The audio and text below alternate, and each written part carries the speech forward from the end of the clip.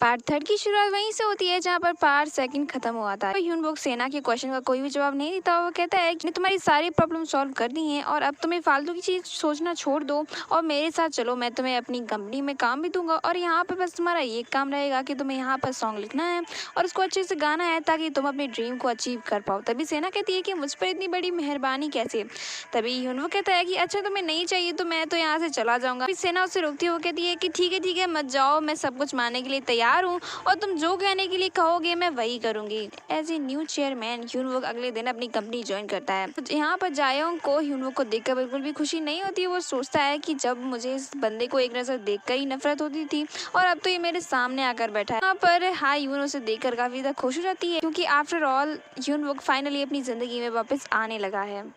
और ह्यून वोक और हाई योन किसी बात पर बात ही कर रहे थे। इतने में सेना भी वहाँ पर आ जाती है। तभी ह्यून वोक उसे अपने चैम्बर में ले जाता है और उसे समझाता है कि मैंने तुम्हें पहले ही कहा था कि तुम्हें बस यहाँ पर अपनी ट्रेनिंग पर ध्यान देना है और तुम्हें मैं एज ए न्यू ट्रेनी यहाँ पर इंट्रोड्यूस करने वाला हूँ। उसे ट्रेन करने के लिए जायोंग के पास ले जाता है। तभी जायोंग उसे एक्सेप्ट करने से बिल्कुल मना कर देता है। वो कहता है कि यही लड़की फिर से आ गई और तभी वो ह्यून वोक से कहता है कि तुम तो अभी अभी यहाँ पर आए हो, तुमने कब इस लड़की को सिलेक्ट कर लिया और तुम्हें लगता है कि इसमें इतना पोटेंशियल होगा, एक अच्छी सॉन्ग राइटर और सिंगर बन पाएगी। तभी ह्यून वोक कहता है कि तुम्हें ज्यादा दिमाग लगाने की जरूरत नहीं है, वो ऑलरेडी परफेक्ट है। तभी जायोंग कहता है कि मुझे तो नहीं लगता ऐसा, लेकिन फिर भी ह्यून वोक के कहने पर उसे सेना को एक मौका देना था। तभी ह्यून वोक उसे छोड़कर चला जाता है तो जायोंग फिर से अपने काम में बिजी हो जाता है और सेना बेचारी पीछे खड़ी रहती है। सेना उसे अपने लिए कोई काम मांगती है। तभी जायोंग उससे कहता है कि ठीक है, अगर तुम्हें इतना ही काम करने का शौक है तो यहाँ पर साफ सफाई कर दो। तभी सेना ये काम भी करने लगती है। एंड इसके बाद हम ह्यून वोक को देखते हैं जहाँ पर उसकी मॉम उसकी छोटी सिस्टर को उससे मिलाने के लिए लाई थी। दरअसल उसकी मॉम चाहती है कि उसकी सिस्टर एक यहाँ पर ट्रेनी रहकर एक बहुत ही अच्छी सिंगर बने, लेकिन ह्यून वोक को पता है कि उसकी बहन में सिंगिंग का बिल्कुल भी टैलेंट नहीं है, सिर्फ अपने डैड और अपने भाई की वजह से इस कंपनी में नहीं आ सकती। तभी वो अपनी मॉम को समझाता है। मॉम कहती है कि तुम्हें कुछ भी सोचने की जरूरत नहीं है, वो बहुत ही अच्छी है सिंगिंग में और तुम्हें इसके लिए टेंशन लेने की जरूरत नहीं है, वो कर सकती है और मैंने उसे देखा है। तभी ह्यून वोक भी उनके सामने कुछ भी नहीं कह पाता और तभी हम ह्यून वोक के फादर को देखते हैं जो कि हॉस्पिटल में रहकर भी खूब मजे उड़ा रहे थे। और तभी ह्यून वोक उनसे मिलने के लिए जाता है तो यहाँ के स्टाफ से बात कर रहे थे। उन्हें सच में देखकर ऐसा लग ही नहीं रहा था कि उन्हें कोई बड़ी बीमारी है।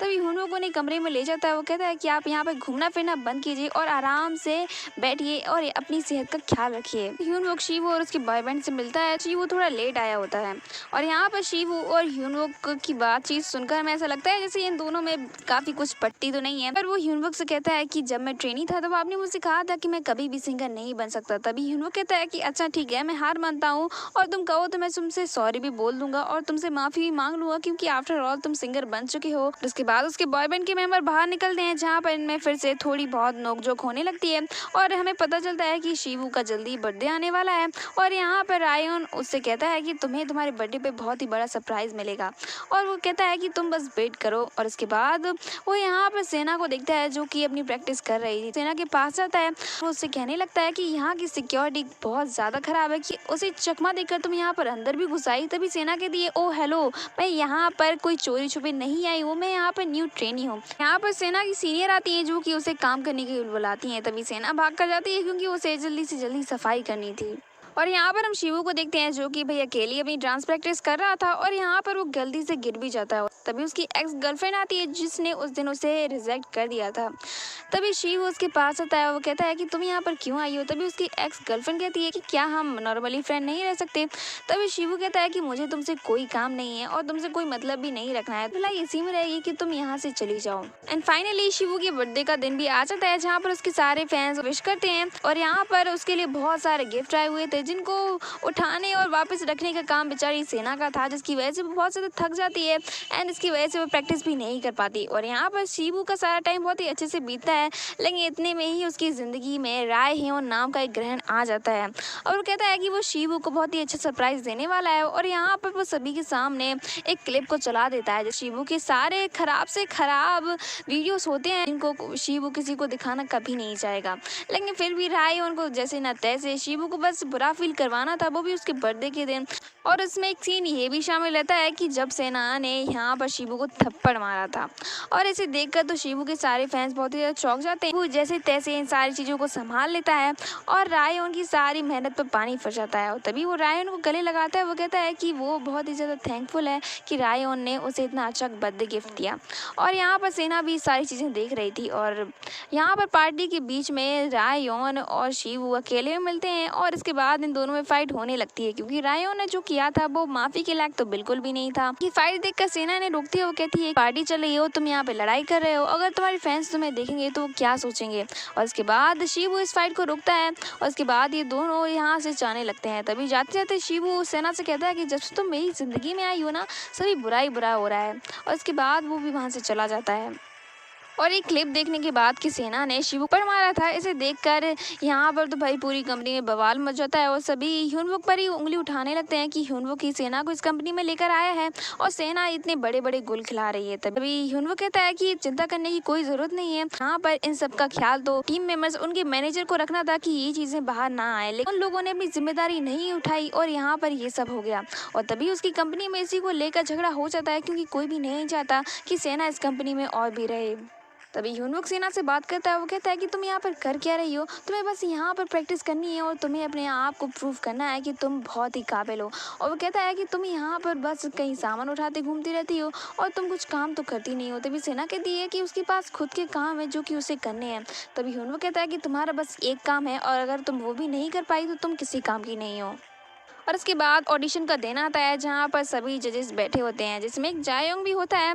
और यहाँ पर वो सभी की डांस परफॉर्मेंस, उनकी सिंगिंग में नुस्ख निकालता है। वो कहता है कि तुम्हारा ये सही नहीं है और तुम्हारा ये सही नहीं है, और वो ये सब बातें बहुत चिल्ला चिल्ला कर बोल रहा था। और इसके बाद बारी आती है यहाँ पर ह्यूनवुक की बहन की, जिसको देखकर सभी चुप हो जाते हैं, क्योंकि भाई वो चेयरमैन की बेटी है और यहाँ पर नए चेयरमैन की बहन भी है। तभी यहाँ पर जायोंग भी उसे देखकर कहता है कि बहुत ही परफेक्ट हो और तुम्हें थोड़ी और मेहनत करने की ज़रूरत है। और यहाँ पर जायोंग सेना को इस ऑडिशन से दूर रखने के लिए अपने काम के सिलसिले में सेना को कहीं भेज देता है, जिसकी वजह से सेना को काफ़ी ज़्यादा टाइम लग जाता है। और यहाँ पर ह्यूनवुक सेना का वेट करता है और वो सभी से कहता है कि हमें वेट करना चाहिए और सेना जल्दी ही आ जाएगी। तो ऑडिशन खत्म हो जाता है और उसके बाद सेना वहाँ पर आती है और वो सभी के सामने जायोंग के पास आती है और उस पर वो उसे कहती है कि मैंने आपका काम पूरा कर दिया जो कि आपने मुझे कहा था। जायोंग कहता है कि अब तो टाइम खत्म हो गया है और तुम्हारी ऑडिशन का टाइम भी चला गया। तभी ह्यूनवुक कहता है कि नहीं, अभी टाइम है और हम यहाँ पर बैठे हैं तो तुम अपनी परफॉर्मेंस दे सकती हो। सेना अपना ऑडिशन देती है। इसमें पहली बार तो उसे थोड़ी प्रॉब्लम हो जाती है। नेक्स्ट टाइम वो बहुत ही अच्छे से पियानो और सिंगिंग को मिक्स कर बहुत ही अच्छे से अपनी परफॉर्मेंस देती है, जिसे देखकर यहाँ पर ह्यूनवुक को फिर से अपनी गर्लफ्रेंड की याद आ जाती है, क्योंकि ऐसी ही सेम ट्यून और ऐसी ही सिंगिंग उसकी गर्लफ्रेंड की भी थी।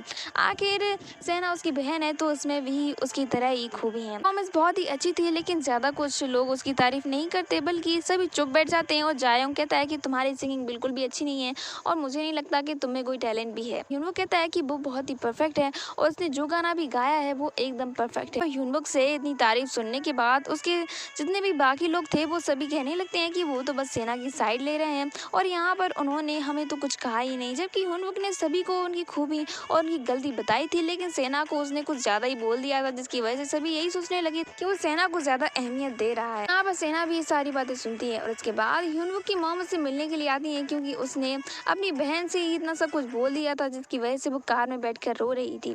तभी ह्यूनवुक कहता है कि आप समझते क्यों नहीं। और इसके बाद सेना यहाँ पर घूम रही थी, तभी ह्यूनवुक उसके पास आता है। ह्यूनवुक से कहती है कि आपने सब कुछ डिस्ट्रॉय कर दिया और जो लोग मुझे मेरी खूबी के बलबूते पर एक दिन पसंद कर ही लेते, लेकिन आपकी वजह से वो भी बर्बाद हो गया, क्योंकि सभी लोग यही सोचते हैं कि आप बस मेरी साइड ले रहे। तो वो कहती है कि आखिर मेरी इतनी इंपॉर्टेंस क्यों है। उससे कहता है क्योंकि वो बहुत ही ज्यादा स्पेशल है, लोगों का तो पता नहीं लेकिन उसके लिए सबसे ज्यादा स्पेशल है। और इसी के साथ हमारा ये पार्ट यहीं पर खत्म होता है। So please subscribe my channel and also hit the bell icon, ताकि आप कोई भी नोटिफिकेशन मिस ना करें। एंड हो सके तो इंस्टाग्राम पर भी फॉलो कर लेना। तो बाय बाय, टेक केयर।